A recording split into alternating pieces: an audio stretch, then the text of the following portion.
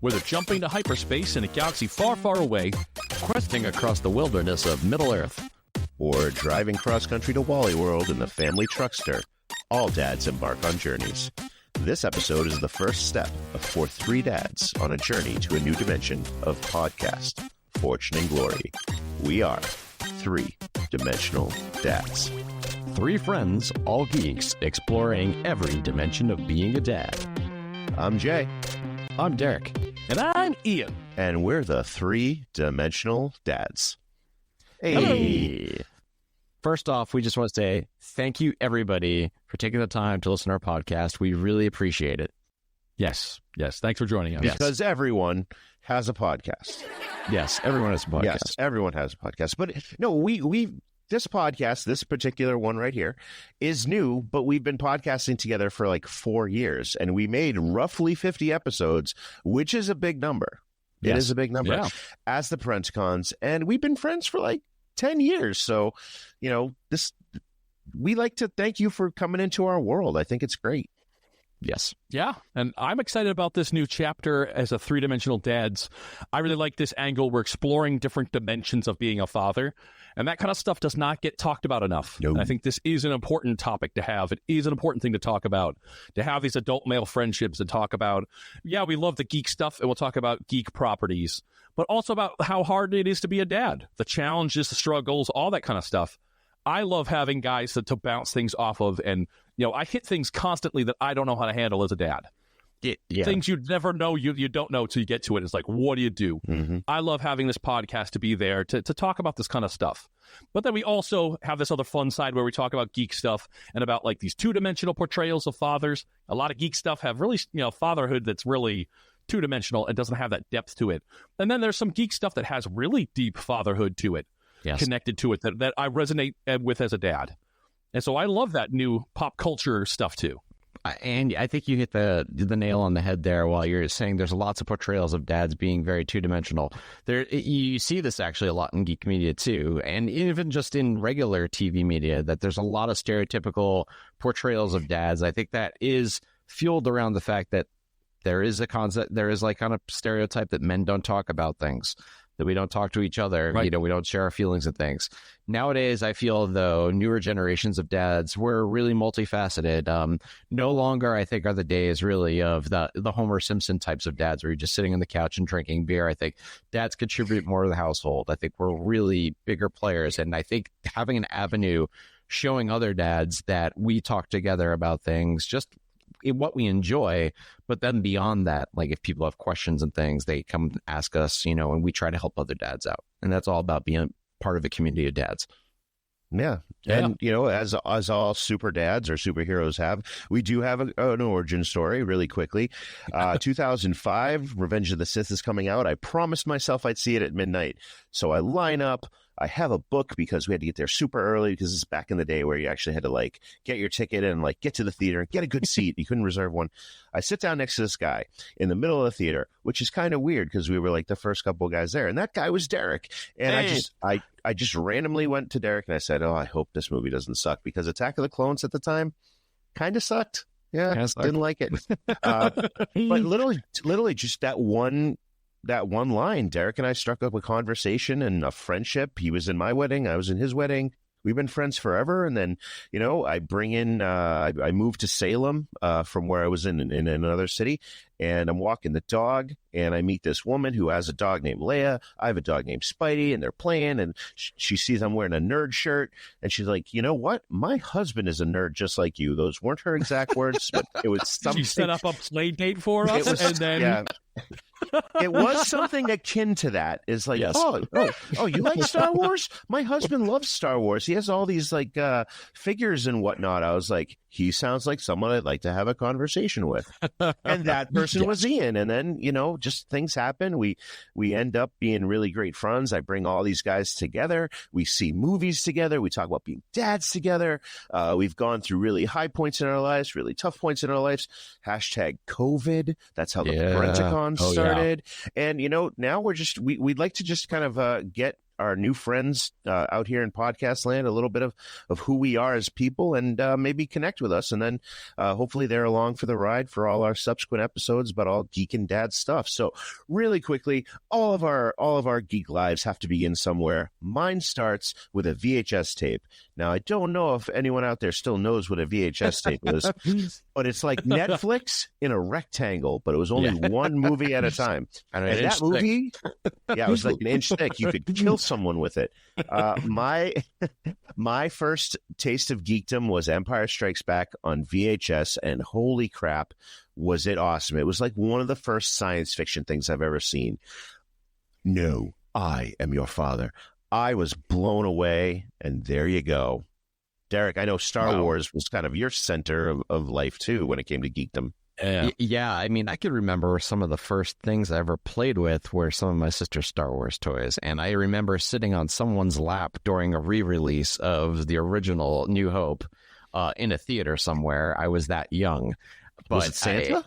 No, I don't think it was Santa. Probably my mom or my dad, I think. But I mean, I remember going to Movie City 5.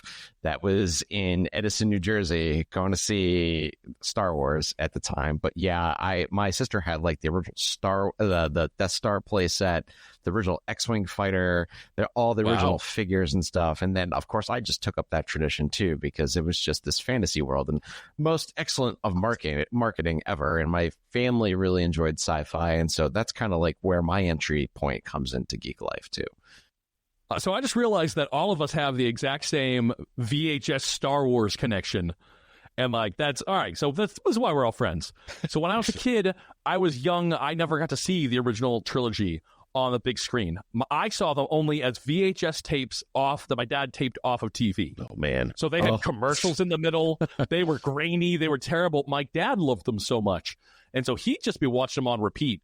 And so when I was a kid, that's how I grew up. So when the special edition came out and I got to go to the movie theater and see them on the big screen for the first time, that was awesome. Mm-hmm. And like my dad always talked it up of like feeling your seats rumble with the THX sound and like the Star Destroyer going overhead, like how amazing that is in the theater. So yeah, that was my big introduction to being a geek, and Star Wars rocked my world. Yeah. So I mean, over time, we all fall in love with all this geek stuff, but you'd be surprised. Star Wars is not my favorite geek property that I can talk about, because it's all of our favorite geek properties. So really, if we take Star Wars out of the equation, my favorite geek property, I would have to say, is Batman. Love Batman. I love the character. Ooh. I love the Shakespearean ethos of Batman, the parents die, the darkness. I love it. However, because my last name is Stark, my favorite character of all time is somewhat very similar to Bruce Wayne and Batman. It is Tony Stark and Iron Man. I mean, I have an Iron Man tattoo, you know. I mean, I love Iron Man. I like rich guys who like to fight crime without superpowers. I don't know. That's just me. But definitely Batman and Iron Man are where I kind of like, I watch those no matter what. All right, Jake, who wins in a fight, Batman or Iron Man? Geez. My first inclination is Iron Man, just because his tech is a lot more heavy duty, but Batman I think is smarter when it comes to fighting. Tony Stark is kind of like bookworm kind of smart, whereas Bruce Wayne is like all sorts of smart. So I don't know. I flip a coin. I'm going to go with Batman. Batman knows how to kill each member of the Justice League, and he would know how to kill Tony Stark. That arc reactor in his chest, he'd be gone. Yeah, I don't know. Before he even knew it. Set off an EMP.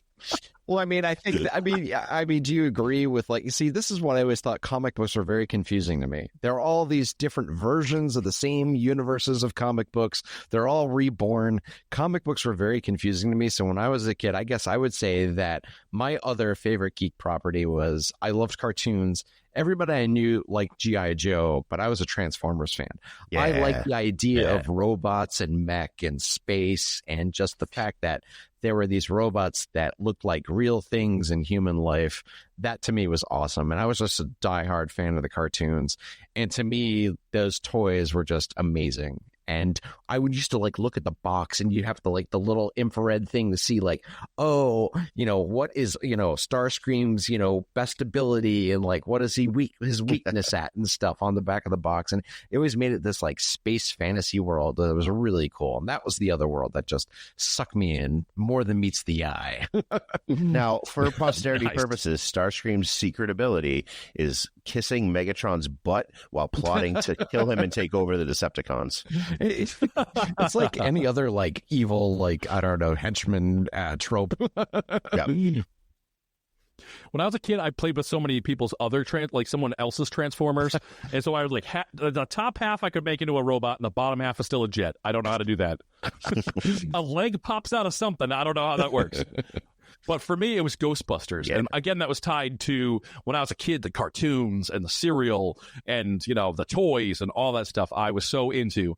And I currently own a Proton Pack, and we have an episode on how much we loved Ghostbusters, Frozen Empire, and how to build your own flight suit. Yeah. So Ghostbusters is my other if I had to pick. Awesome. I live geek. I have geek in all aspects of my life, movies, music. One of my biggest things, the way I kind of geek personally, my favorite is video games. Love video games. Quick story, my doctor actually prescribed video games to me as a child to help with my hand-eye coordination. So like that was original Nintendo. My doctor had me play for my hand-eye coordination, and I played it weird. I put the little rectangle on the desk, and I played it like this, which when the shoulder buttons came out really messed me up. But yeah, I played Nintendo. But today, as a 40-something man, I used to play a lot of shooters. I don't play shooters anymore, but I love Star Wars games, all the Star Wars games. The shooter ones that we had. I did love the Jedi Outcast, Jedi Survivor. Starfield right now is really cool. I'm kind of playing that, but I can't wait for I think it's third quarter 2024, Star Wars Outlaws. Take Grand Theft Auto and Star Wars, put them together. Don't call me for like a week because I'm just going to be sitting in my room playing video games. Add microtransactions, and then it's all over. Bite your tongue, Ian. How many 50s did you slip your doctor to say that you needed a video games for hand-eye coordination? That's what I want to know. Well, I would say at 7 years old, I probably did not have a lot of 50s, but my mom was definitely not happy because those systems at the time were very expensive. That's just still very expensive. All right, so my son and I, there's this huge underground following that, people make their own Nerf blasters, and this is something that we've got into. So I really like doing home improvement projects and stuff like that, like watch this old house all the time, DIY. I've always been in that kind of thing. So my son and I have been really involved in this community. There's a couple local Nerf clubs that get together and play games just like paintball. And so we just recently... Nerf Wars. And we just recently downloaded the files to like print our own blasters out and stuff.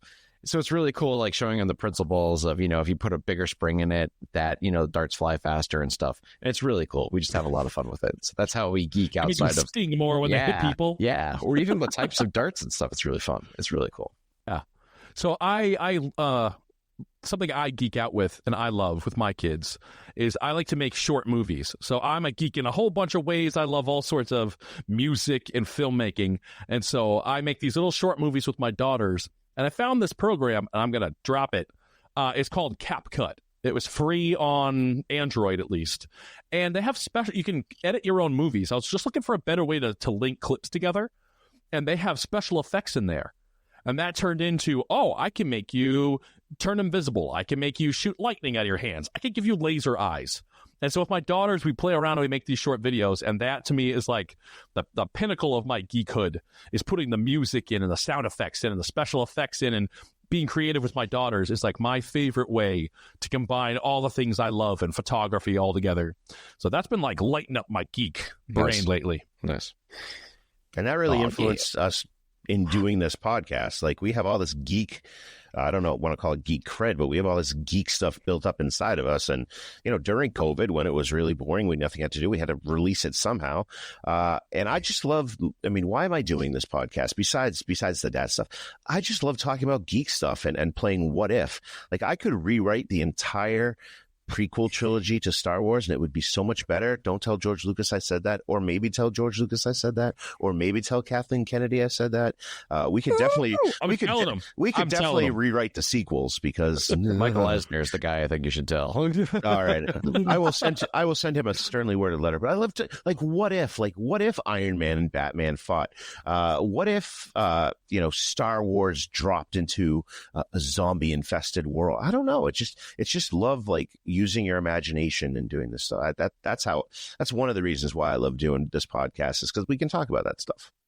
I really love it for the community. I really love sharing what we like about some of the properties with other people and then hearing their opinions about it too. I just really like getting other people's thoughts on movies and giving my interpretations of them and how it impacts our culture, really. Because I feel like a lot of these movies are a reflection of what's going on in the world around us. If you I think about Tolkien, right? It was all about, all the events and things that happened in his childhood and the world around him. The same thing, all the influences of Star Wars, from George Lucas, and superhero movies are just, different tales of, people dealing with their problems, right? The superheroes you see in these comic books have complex lives. They're not just one dimensional. And I really love enjoying taking the layers of that off, and then sharing that with other people too that really enjoy it. Yeah, and I love that, heroes and our modern day myths and things like that. Like parables. I enjoy that. Superheroes have taken an interesting place in our culture. Absolutely. So I love the dad stuff. That's where I come into this. Is that it's really hard being a dad. You guys have kids that are somewhat older than mine, so there's constantly new stuff that pops up as being a dad. I have no idea what to do, how to handle it, and so being able to bounce ideas off of other dads, I think, is stuff that doesn't get talked about enough.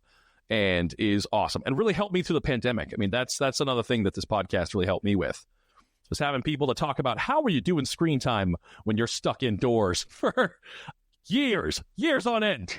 There was a lot of screen time, people. A lot of screen time. Yes, there was. We're taking it back now. I think we're all talking about doing things actively with our kids and projects and not screen time so much. Hey kids, remember that place called Outside? Ooh. It's just great being here with you guys, and I think one of the things that would be fun to share with our new community here on Three Dimensional Dads is a little piece of trivia about each one of us. So mine is that I like to do voices. I don't want to necessarily call myself a comedian. I like to joke around, but I do some voices. I do a good Bill Clinton, I feel your pain. I do. I feel it. I feel it. Jack Samash, my brother Bilo is in the cage, and hi. Very nice.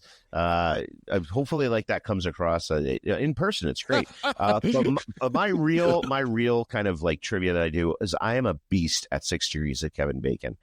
Basically, if you give me any actor or actress in the last 40 years, I can tie them to Kevin Bacon in 6 movies or less. Put that in the comments on this episode, and I will bust one out for you. I will do it. And that's something from college when I kind of sat around as a nerd, didn't like to go out and party too much, and figured out 6 degrees of Kevin Bacon. I guess the little piece. I don't know if I'd call it embarrassing or a fun fact or something that I'll share with everybody, is that when I was 8 years old, I think again it was a re-release of I think of Return of the Jedi. My whole family and I, we all dressed up as characters of the movie, and I dressed up as Wicket the Ewok. And I can remember after the movie, we stayed for the credits, and then when we were leaving, people lined up along the sides to watch us exit, all dressed up in costume. My dad was Obi-Wan Kenobi, my sister was Princess Leia, my mother was a Gamorrean guard. It was crazy. Wow. Yeah, it was just your mom was a Gamorrean guard. Yeah, one of the yeah, it was crazy. What? It was absolutely crazy. That is amazing. Yeah, doing cosplay before cosplay was cool. Yes. Ooh, yeah, I'll share my piece of trivia. I also dressed up to go see the special edition. I was the only kid at the movie theater who was wearing the Jedi robes with the lightsaber. I was that kid. That's why I have a podcast now. So I wish my whole family, I wish my mom was a Gamorrean guard. I am very jealous, and that I just found this out today.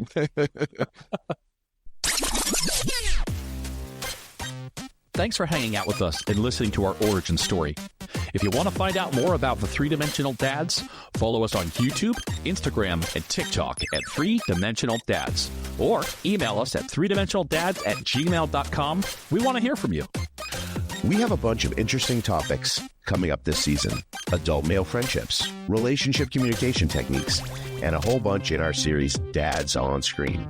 Teenage Mutant Ninja Turtles, Finding Nemo, the MCU. We dig deep on our favorite movie dads. Are they role models? Or are they just two-dimensional dads? If that interests you, be sure to hit subscribe on your favorite podcast app. Now you've heard the prequels. Time to get to the sequels. Something we love to do is discuss dads on screen. First on the list, the Holy Trilogy Star Wars. We'll hit the highlights of those relationships between fathers and sons on the next Three-Dimensional Dads. Discovering fatherhood in the next dimension.